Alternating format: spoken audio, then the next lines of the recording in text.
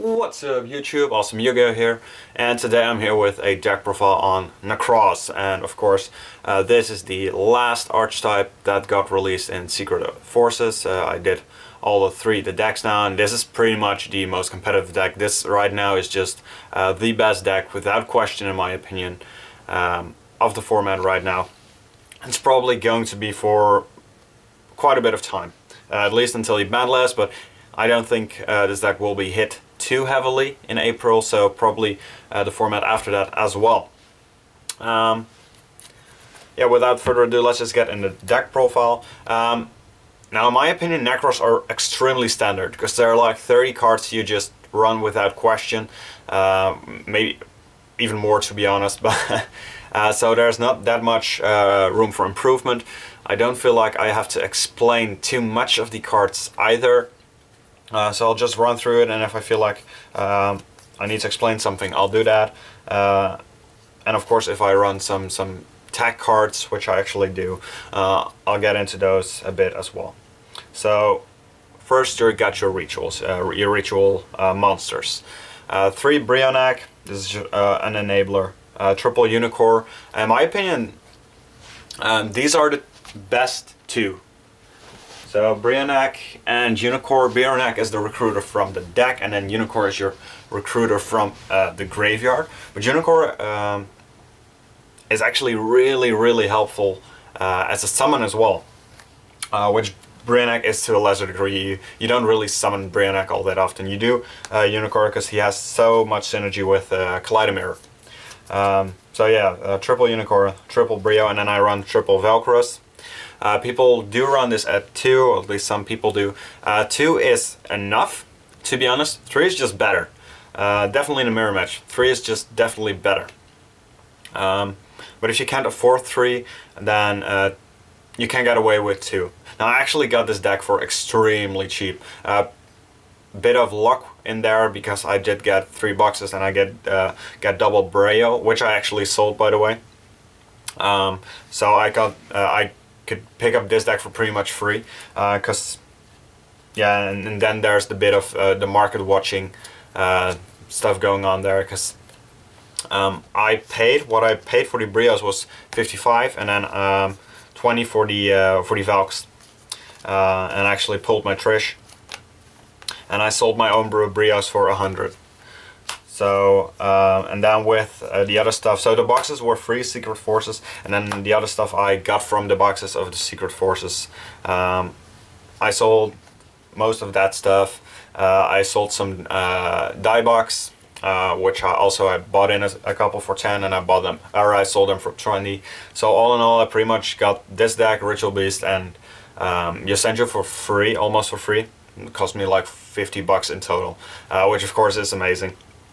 But yeah, you do need to have some funds to invest, to actually, with money you make money. That's pretty much how it goes. So if you paid a lot of money for this, then I'm sorry, because I know a lot of people just want to build this because it's rituals, and that's so old school. So yeah, if you paid like the big bucks, I'm sorry for you, but at least for the coming period, it is definitely the best deck, so you should be able to make some of your money back in that regard at least. So triple Valk, this is the attack stopper, by the way, for those of you who didn't know that. And also he has some great combos with Unicorn, with Levolval Chain, with Emerald. Just yeah, it's a great card. The Tribute and drawing 2, clearing your board so you can use your mirrors engrave. I love Valkyrs. Double Clausulus, actually was tempted to run 1 for a while, but the double just gets you to your combo quicker. And then I run the 1 Trishula. 1 is enough, never run 2. 1 Gungnir and 1 Decisive Armor. Now, Decisive Armor is kind of subpar in general, but there are the situations in which you need a Decisive Armor. So you could cut this, but then you could get into some troubles if your opponent's like playing an Naturia Beast or something like that.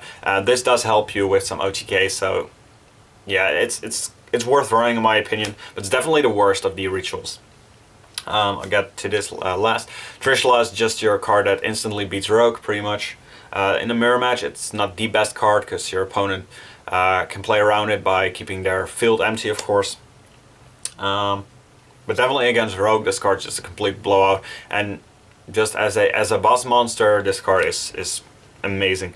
But you can search him out of your deck if you want to use him. You can use him out of the grave. You can pick it out of the grave with Unicorn. So you don't really need more than one. You can just recycle through it if you want to resolve it more than once. If you need to resolve it more than once. And then Gugnir. Now Gugnir is another support card, but Gugnir is really versatile as well. So some of the things you can do with the Gugnir,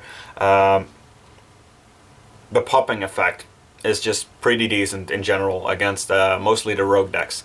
Another matchup in which the popping effect is pretty decent is the mirror match. If you know your opponent has the Valkyros on hand, you can put a lot of damage on board, one of them being Gugnir. You can attack, and then your opponent is going to drop the Gugnir.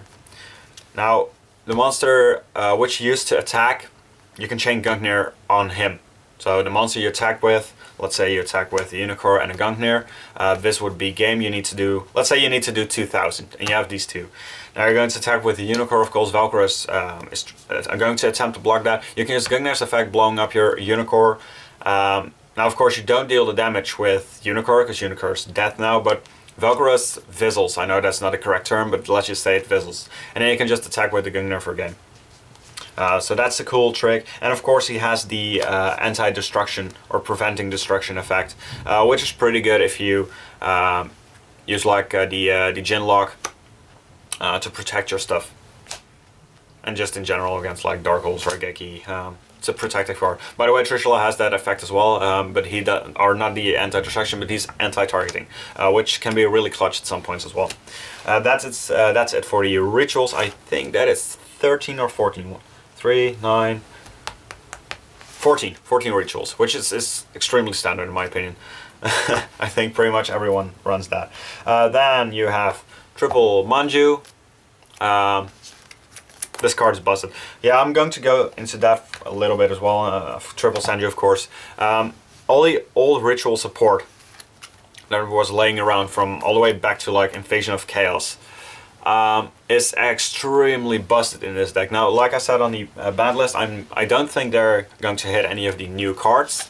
What I do think is, or what I think they at least should do, is hit some of the old ritual beasts or old ritual support. So Manju, Senju, or Preparation of Rites, maybe even some of the Jins, although I don't think they're that bad, they're that good. But I feel like they should hit any of this, because opening a Manju with a Kaleidoscope or a Unicorn or a Brionac or a Colossus to search any of your missing pieces is so extremely good. It opens rank 4 plays right away, going into Level Chain, and then if you have pretty much anything else, you can get Valkyrias, stack any of your cards, tribute a Level Chain with Valk, drawing 2, and one card you're drawing is of course the card you just stack with Level Chain. You can use its effect to send the Jin. It's stupid. These cards are too good. Sorry for the noise. It's a boat right now. I don't think I can do anything about it, and I'm pretty sure you're hitting that on the camera, but yeah, I'm just going to continue. 2 Shurit, 3 is too cloggy in my opinion. I really don't need 3. Using this with your cycle, using this with the mirror to banish it from grave as an entire tribute for example Trishula. This card is really good, and then of course when he's used as a tribute, you can actually search your Brionac, for example, Brionac or Colossus or Trish. And even when you tribute him for Valk's effect to draw, he gets this effect too. So this card is extremely good. Pretty much Konami fucked up nothing with it. They make Nekroz just pretty much perfect in my opinion. They are so versatile. Everything searches everything. That along with the old support, this deck's just ridiculous. Then I am using the Dance Princess. It's pretty much for the emptiness, making your opponent flip the emptiness prematurely, and it's an out against like Beast, which I know Clifford sides, at least sometimes. Some Clifford players do side the triple emergency teleport with recover, and that's just an out. It's really easy, and also pretty good with the mirrors. If you have like a banished Brio or Valk, because she banished it with for one of your mirrors. I'm sorry. Use this for one of your other mirrors to summon out a Unicorn, and then she allows you to add back like the Brio or whatever you have banished. First low card, I like it at 1. Then for some non-Nekroz cards, I'm main decking 2 Max Cs instead of 3, and then the 1 side blocker. Now this is pretty much still in testing. Side blocker, of course, color name, it's completely useless. It's good against like Emptiness, Anti-Spell Fragrance, and even in mirror match against like Valk. But in testing so far, it hasn't really worked out for me too well. And it is another normal summon which you run quite a lot of. So for right now, I'm not 100% sure on side blocker. But in theory, this card's extremely good. Definitely if you have like game potential and just calling the Valk and just game your opponent, that is pretty good. And against, like I said, against rogue matchups, this does put in some work against all the floodgates. He is good in that regard. Let's see, that's it for the monsters. Then the spells, you have your 2, 2, and 2. This is definitely the best first 1 play. So you might want to say put it to 3 for that, but don't do that. I mean, just 2, 2, and 2 is the best ratio in my opinion. I've tried like 3, 2, and 1, and even 3, 2, and 2, but 7 is just too much. Then you, especially you'll open too many ritual spells and nothing to summon with them. Which is terrible. So 6 is pretty much the maximum amount you should play, and then 2 of each is the best amount, because you don't want to have like 1 cycle triple collider mirror and then being put in a position where you have to banish that 1 cycle to search out something else and don't have any cycles for the rest of the game. So, then of course the triple preparation. This card is absolutely stupid in this deck. It lets you add Brio from your deck, which is and then if you have a ritual spell in your grave, you can add that back. I'm not even going to talk about that. Even if you're already used up all your Brios, you can add Unicorn. Unicorn gets you back Brio, and I'm pretty sure Preparation is going to get hit in April, pretty much already. Then Triple MST, this is a terrible card in a mirror match. It's pretty much not that good in general if you're playing a deck like Nekroz, but it's absolutely necessary for all the floodgates. Emptiness poops on this deck if you don't have any outs. Spell Fragrance is really painful for this deck if you don't have any outs. Mistake, what else do you have, so you pretty much need the MSTs.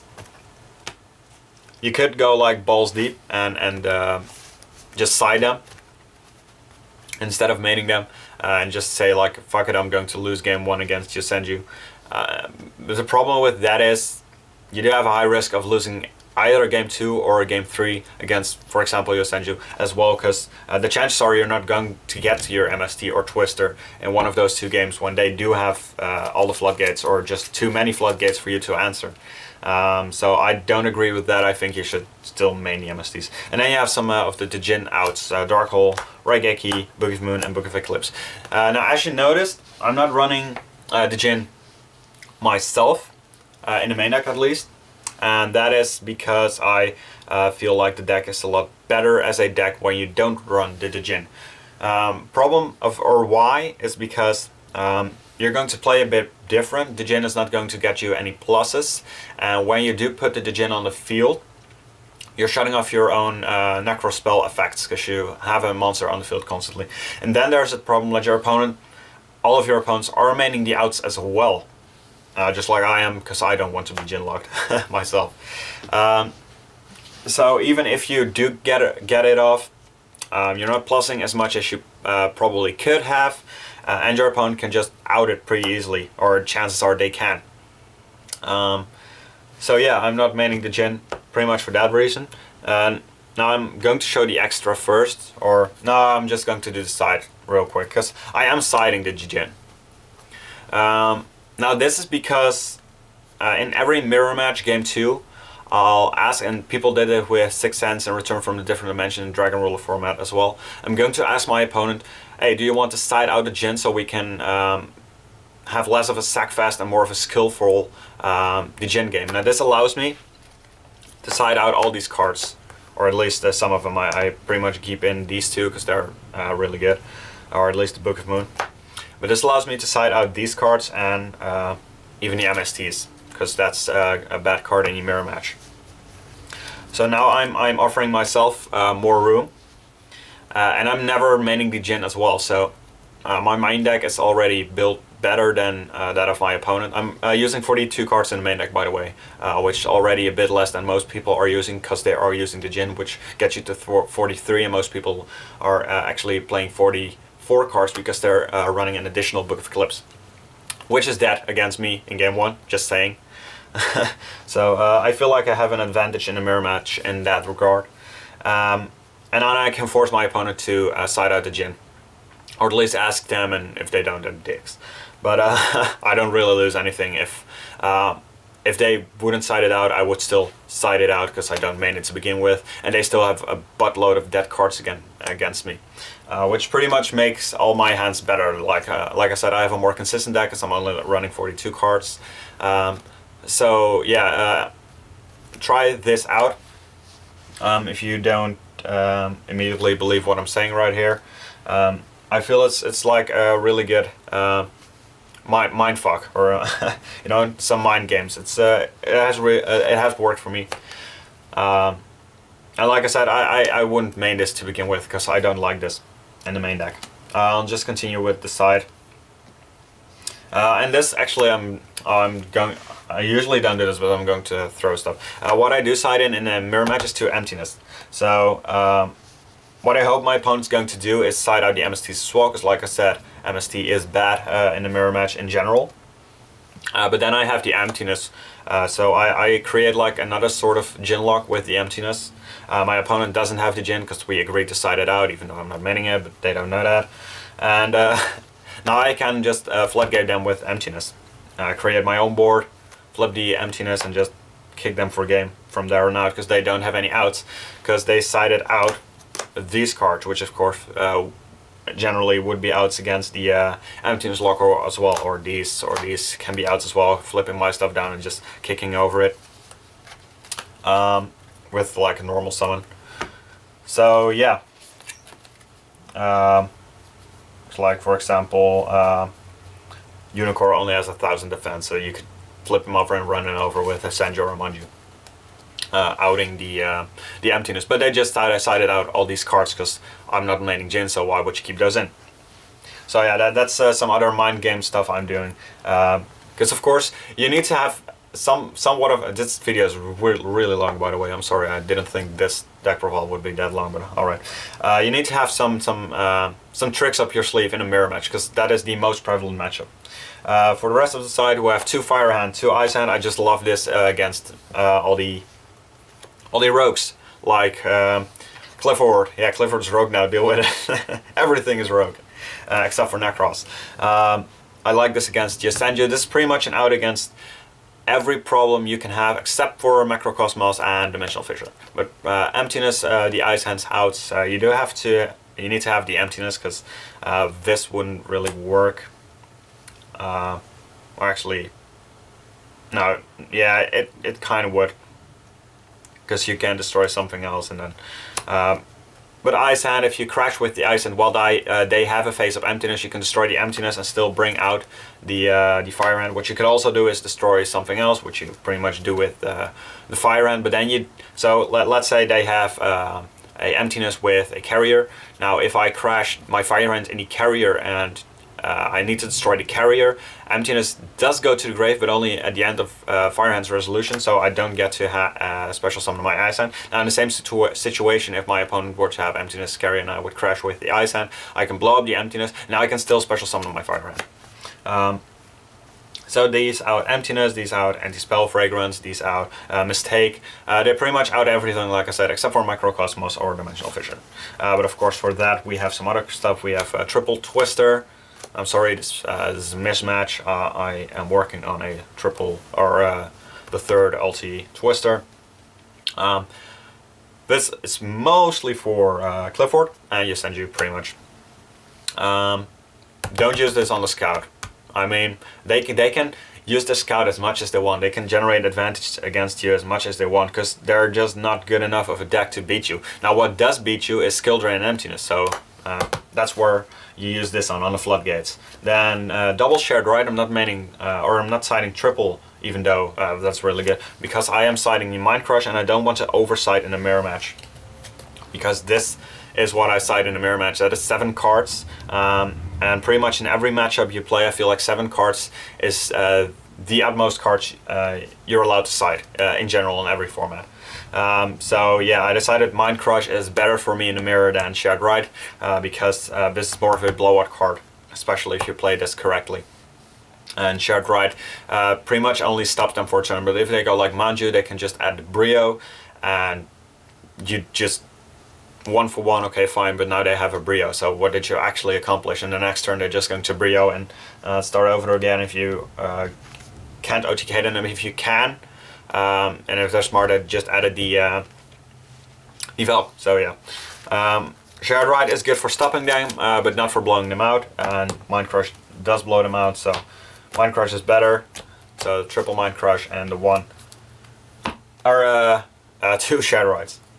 Then for the extra deck, you already saw this, Dragon Master Knight, of course. These are your 12s. Blue Eyes Dragon, Dragon Master Knight. You can pretty much use any level 12. A lot of people are using Quasar. Pretty much any level 12 fusion or synchro will do the trick. Now, of course, I'm using this one because of nostalgia. I mean, look at how this looks. When's the last time you've seen Blue Eyes Ultimate Dragon and Dragon Master Knight in World Championship sleeves? I mean, come on. This is just amazing. So that's pretty much why I use these. I will go into why I'm running 2 level 12s, because some people are running just the 1 level 12. You can get away with the 1 and run like a 10, but 12 is actually the number that comes up the most. It's most easily to make. It's like Valk plus Unicorn, Trish plus Colossalus, double Brio. So 12 has the most of combinations possible, so I feel like 212 is better. Then a 111. Which also, oh, by the way, I'll tell this is all, including the 2 Herald of Arlek for Collider Mirror, of course, but you know that, right? Herald of Arc Collider Mirror with Unicorn is just stupid. Pretty much your best opening play. Because Herald of Arc, of course, is going to search you another ritual spell or monster, which is amazing. And then just some generic rank 4s. You have Levolval Chain, which, like I said, this combos really well, as well as Daiguster Emerald, and definitely in the mirror match. This is really good, shuffling some of your stuff batch, giving you the longer breath in the mirror match. But Levolval Chain, some really good combos. I've actually considered running Levolval Chain at 2 for a little while, but you don't actually make 2, like, ever, realistically. So I decided I'll just use some more options instead of dubbing any of these. Axiton, Diamond Dara, just some spot removal. Dark Rebellion for game, Gaga Cowboy for game. Castell, because it's a good rank 4. Dweller, really good in the mirror match, and of course this get boost as well, because pretty much everyone was going to use a Unicorn under this, or Dance Princess, which of course are water, so he's boosted. Rhapsody, extremely good once again in the mirror match, and Arachna Zero to beat the Cliffords. And then some tokens. So that is it for the deck, so I'm actually done.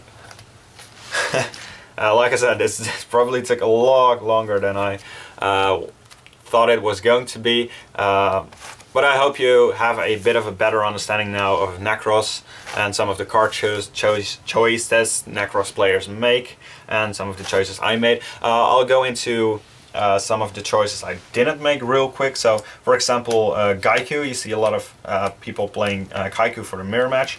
Now, right now, I wasn't running that because of Side Blocker. Side Blocker, like I said, is a level 4 normal summon, which Gaiku is as well, and I didn't want to play too much normal summons, so because I was testing the Side Blocker, I'm not playing Gaiku right now. Gaiku, of course, would be a side deck card, and Side Blocker is right now is in the main deck. But yeah, I'm not completely. I've not completely figured it out, because Gaiku is better in a mirror match by far, because you shut off Valk without losing your own Valk, for example. You pretty much shut off the mirrors as well. You don't shut off any floodgates, so in pretty much every other matchup, besides maybe Invernoids, for example, Sideblocker is better, but in a mirror match, Gaiku's is by far superior. But like I said, I'm already using 7 cards for the mirror match, so I didn't want to use, because Gaiku would be that like card 8 and 9, which is too much in my opinion. So that's why I'm not running the Kaiku. If you are running the Kaiku, you should probably cut like the Shared Rights or something and cut this Shared Right from a side deck, and then you can just pretty much straight up cut this for the from the main deck to make your main deck 41. And I think that's pretty much it. I don't think people are actually running some other stuff which I'm not running right now, or which I think are good options to run, because don't get me wrong, Gaiku is a really good option to run. Yeah, that's it. Thank you guys for watching. I hope you enjoyed this video. Please leave a like if you did, so the word spread around. And I'll see you guys next time. Bye!